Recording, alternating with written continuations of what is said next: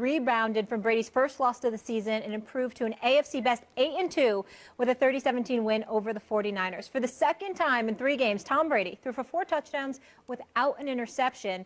And Dominique Foxworth on NFL Nation isn't that impressed with New England, however.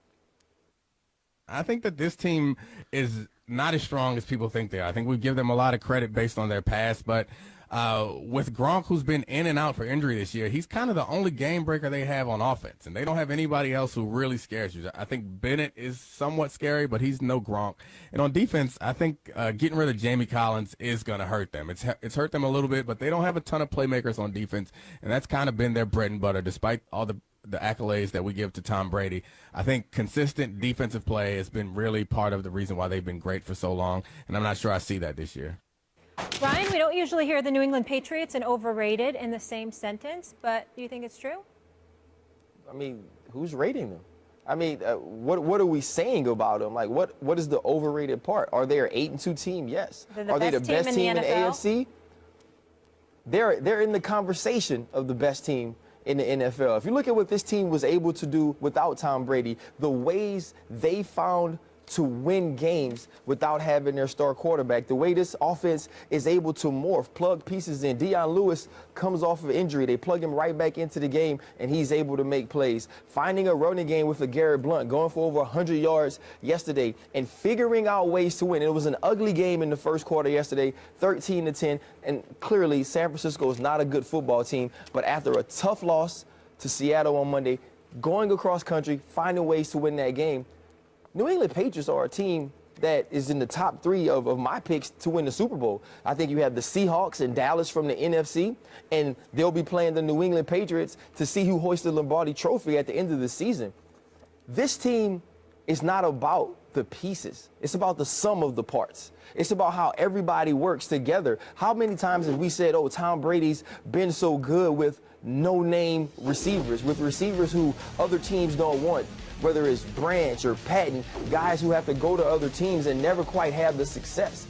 We've seen this team be great without having the marquee names at other positions, and I think this is just another year where they are doing that. And when it comes down to the end, we're going to be talking about the New England Patriots in late January, early February. This is a team that has every opportunity to win the Super Bowl that we thought they did before losing to Seattle 2 weeks ago. Are there chinks in the armor? Are they as perfect as the media was trying to make them out to be early? No, but they are still a team to be reckoned with. That's where the overrated thing comes in, because people were asking, like in our morning meetings, sometimes are the Patriots going to run the table? And every week I'm like, no, that's not. We can't add, because who thinks they're really going to run the table? So if the people who thought that, clearly they overrated them. But I think most people who are looking at it more soberly realized that if the Broncos stay healthy, it's them and the Broncos. They didn't, right? So the Patriots are clearly the class of the AFC. Now, in terms of whether they win the Super Bowl or not, or really make a push to, that comes down here. I understand the point. When Brady has one elite pass catcher to throw the ball to, they are a real Super Bowl threat that season. Randy Moss, a healthy Gronk. Because the team is really about the coach. Belichick can take anything. Matt Castle win you 11 games. He could take Brady without an elite offensive target and make the playoffs, maybe win a game. But when Brady has that elite offensive target, they'll make the Super Bowl. And so really what it comes down to is Gronk. The idea that trading Jamie Collins hurts the defense, for people like me and people just kind of watching the team, yeah, it seemed like that at first. But when you start reading about how the coaches on the Patriots who are breaking down the film are going, no, we can do without him, I'll actually take their word for it. I don't think it's going to hurt them if they thought it was okay to get rid of him. Clearly the class of the AFC, I think that means they're not overrated. Dominique Foxworth does a good job. He deserves our respect. I respect where he's coming from. I respectfully disagree with him. Bottom line is this. If you're looking at the Patriots, you have to look at the rest of the AFC. Nobody in the AFC East gives me reason to pause. Yep. Nobody in the AFC North gives me reason to pause the way we've seen Baltimore and Pittsburgh struggle. And don't get me started with the Cincinnati Bengals. I'll get to Marvin. We're going to get there shortly. In just a second. Okay. The AFC South, please. Andrew Luck, MVP. We can stop that nonsense. And then, of course, we have the AFC West, and Kansas City just lost to Tampa. Denver, Trevor Siemian, he's good, but let's pump the brakes on all that. And not only that, they expose themselves being vulnerable against the run defensively, as well as defending tight ends. The elite part of them is in their secondary with wideouts. Against everybody else is a different ball game. And so when we look at it from that perspective and we think about how horrific Oakland's defense could potentially be, we see the AFC for what it is. By virtue of that alone, they're not overrated. But then we go to the Patriots. Yeah, the Patriots bend a lot in terms of being 17th against the run, 15th against the pass, stuff like this. They're the number 3 ranked defense. They find ways to keep you out of the end zone, accumulating points. This is something they deserve to be credited for. So since we look at it from that perspective, by virtue of that, they're not overrated. And then, last but not least, if this is the team that's going to come out of the AFC, right, then we're ultimately asking ourselves one question. Do we really want to say we'd bet against New England to win one game, which is a Super Bowl, okay? Because we don't look at much of the, we don't think that much about the AFC. So by virtue of that, it's not overrated. I agree. Yeah. You mentioned the AFC North. I want to get into that right now. It was a miserable day for the Bengals on many accounts. They lost to the Bills 16-12 and dropped to 3-6-1 on the season. In the game, Cincy fears they lost A.J. Green for the season with a hamstring injury, and they lost running back Giovanni Bernard for the season after tearing his ACL. Marvin Lewis is in his 14th season with the team and has yet to win a game in the playoffs. Stephen A., should the Bengals fire him right now? Yes. This is not something that I've hesitated about. Other people have been reluctant to say this. I have no problem with this. I am somebody that unapologetically roots for African-American coaches because I don't see an abundance of them getting a lot of the opportunities on the collegiate level more so than the NFL level. I've been unapologetic about this, but I am also fair. And I take this situation very, very seriously. There's a whole bunch of coaches on the come up. How in God's name could I talk about Jason Garrett years ago, not this year, of course, but Jason Garrett years ago, and a plethora of other coaches, and I never point about Marvin Lewis? 14 years, and you can't win a damn playoff game? Are you kidding me? 14 years? How in God's name do you still have the head coaching job? It is nice to hear that the city of Cincinnati suddenly mentioning my name more, because I've been on the bandwagon talking about how Marvin Lewis needed to be going years ago. It is an absolute disgrace that this man is the head coach in Cincinnati. I'm not saying he doesn't know football. I'm not saying he can't coach. I'm not saying any of that. I'm saying your record has to count for something.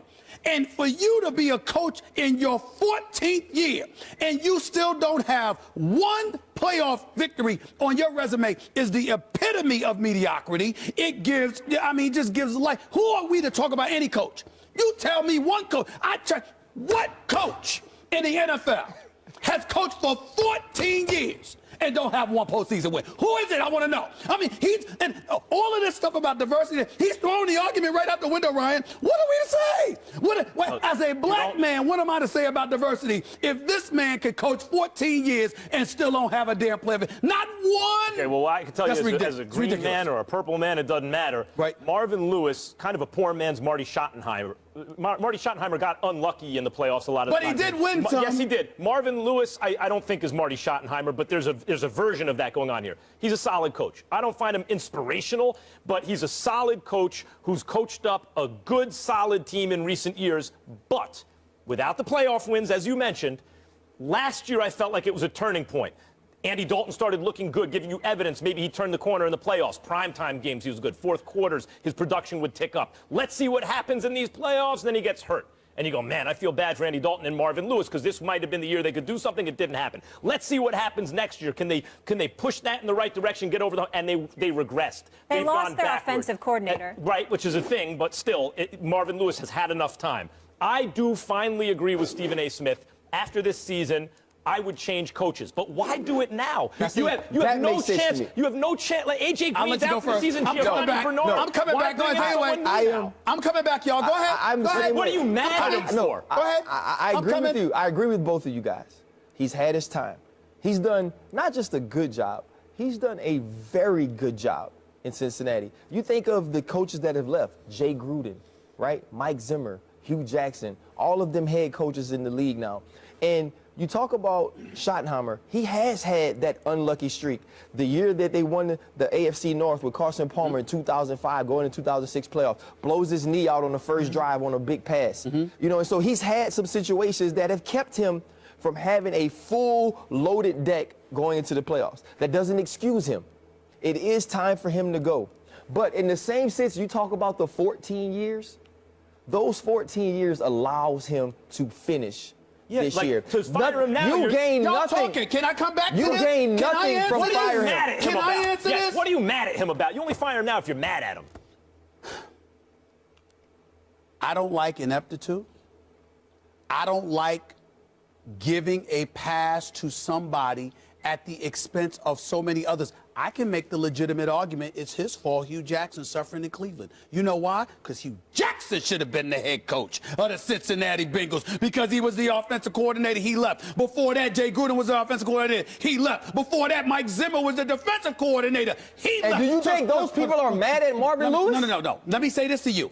I believe they're the reasons for Cincinnati's success because now that he's on his own, where are they now? This is a team that's always had the talent. The first 5 to 6 years, Marvin Lewis had a point. It was such dysfunctionality that raked through the Cincinnati Bengals franchise. Marvin Lewis built that from scratch, deserves an immense amount of credit for it. So I'll give him a 5-year pass. I'll give Marvin Lewis a 5-year pass. What about the last 8? I want to make this point. You can't win a playoff game. I want to make this point. Come on, man. Come on now. We all agree it's time for him to go at the end of the Now. season. To fire him now without A.J. Green, Giovanni Bernard, you're not going to win anyway, is to publicly humiliate him. He has done nothing. Wait a minute. Really? Marvin Lewis has done nothing to deserve the public humiliation of a mid-season firing. You know what? The sentimental. Listen. No, it's not about it's not about the sentiments. It's about the fact that this man, you talked about what the Cincinnati Bengals were before him. Right, he's made them what they were last year, what they are today. And he's also made it in the last 8 years. With losing the people that they have lost as far as players, he's the guy to finish the Y'all are missing season. my What do point. you accomplish by bringing in someone new now? Let me explain. This is where both of y'all are wrong. And as far as I'm concerned, both of you should be ashamed of yourself. And I'm going to tell you why. What about the citizens of Cincinnati? Does anyone care?